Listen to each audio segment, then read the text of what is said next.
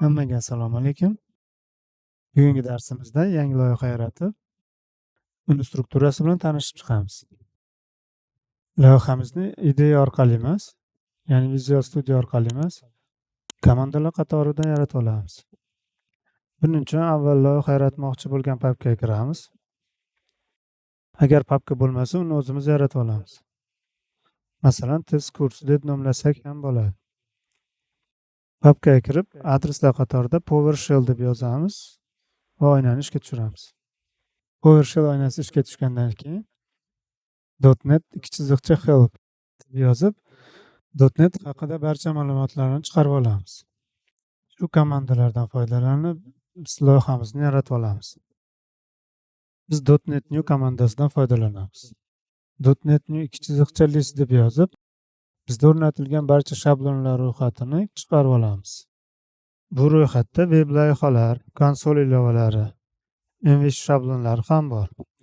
Shunisi bizga kerak bo'ladi. Agar bu ro'yxat siznikidan farq qilsa, buni xavotirli joyi yo'q. Asosiysi shu MVC shabloni bo'lishi kerak. PowerShell oynasini clean screen komandasi bilan tozalab olaman. Endi esa loyiha yaratamiz. Make online shop deb yozib, yangi papka ochib olamiz. CD online shop deb yozib, shu papkamiz ichiga kirib olamiz.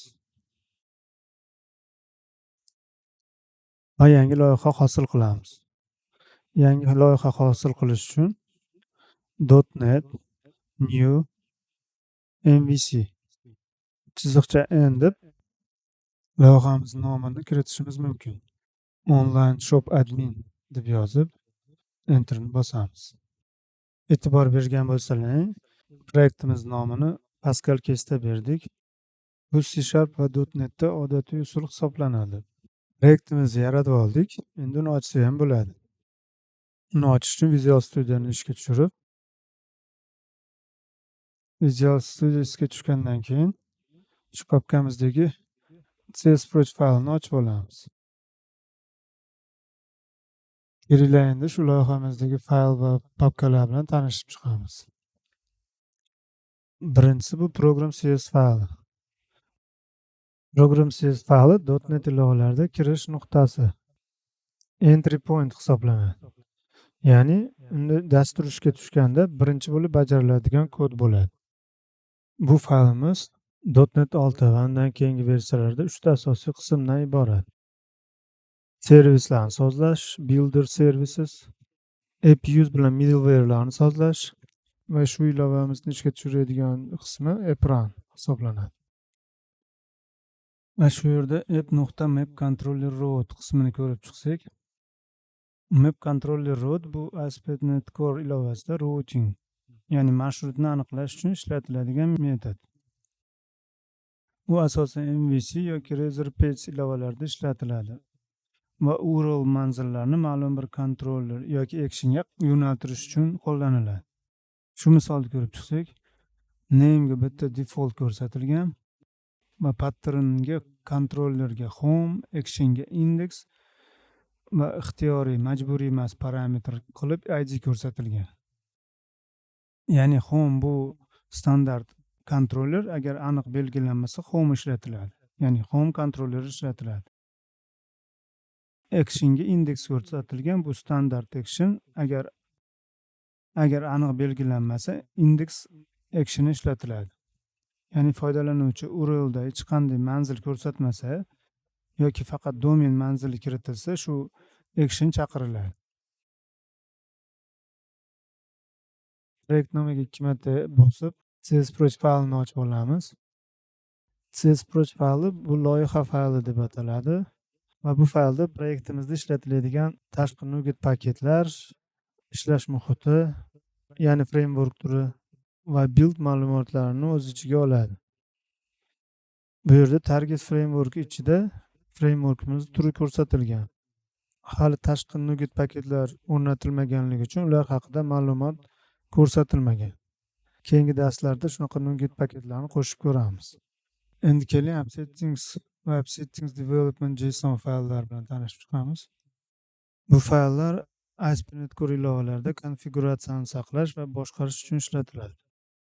Masalan, bazaga ulanish ma'lumotlari yoki loglash darajasi qanday bo'lishi kerak. Shunga o'xshagan konfiguratsiyalar shu fayllarda saqlanadi. Ikkala faylning farqi: AppSettings Development JSON development muhitida ishlaydi. AppSettings JSON fayli barcha muhitlarda ishlayveradi. Lekin agar ilova development muhitida ishga tushirilsa, development JSON fayli AppSettings JSON faylidan ustunlik qiladi. Ya'ni development muhitida sozlamalar, masalan, bazaga ulanish sozlamasi AppSettings development faylidan olinadi. Agar shunaqa sozlama development faylida bo'lmasa, undan keyin AppSettings JSON faylidan olinadi. Ya'ni development JSON faylining prioriteti AppSettings JSON faylidan yuqori bo'ladi. Lekin AppSettings development JSON fayli boshqa muhitlarda ishlamaydi. Masalan, production muhitida u ishlamaydi. Endi controllers papkasidagi home controllers faylini ochib olamiz.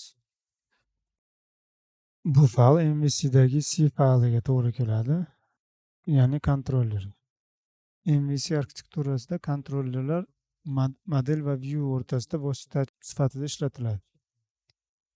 Ular biznes mantig'ini boshqaradi, kiruvchi so'rovlarni qayta ishlaydi, model bilan ma'lumotni manipulyatsiya qilib, natijani viewga berib yuboradi.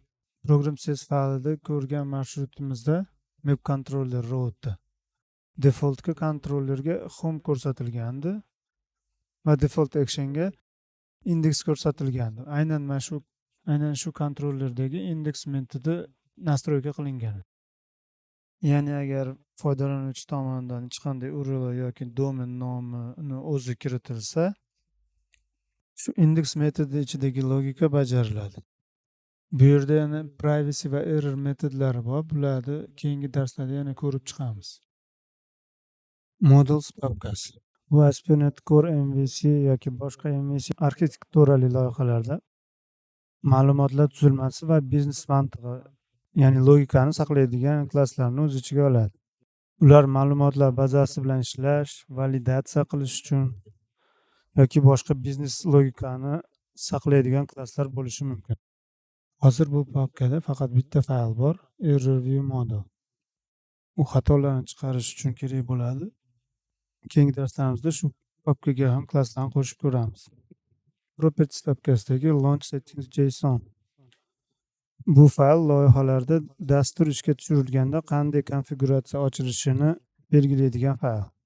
Ya'ni brauzerning ochilishi ochilmasligini yoki portlar nastroykasini va shunga o'xshaydigan nastroykalarni saqlaydigan fayl. Biz bu faylni yana keyingi darsda batafsilroq ko'rib chiqamiz. Endi view papkasini ochamiz. View papkasida home va shared papkasi bor.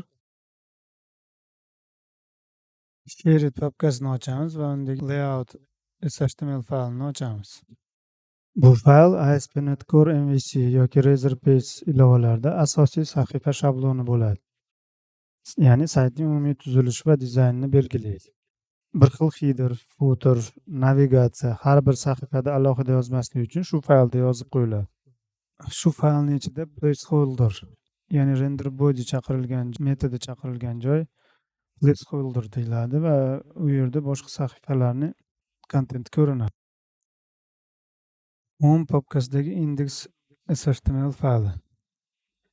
Bu kontrollerimizdagi oldin ko'rib chiqqan home kontrollerimizdagi index metodi shu faylni ko'rsatadi.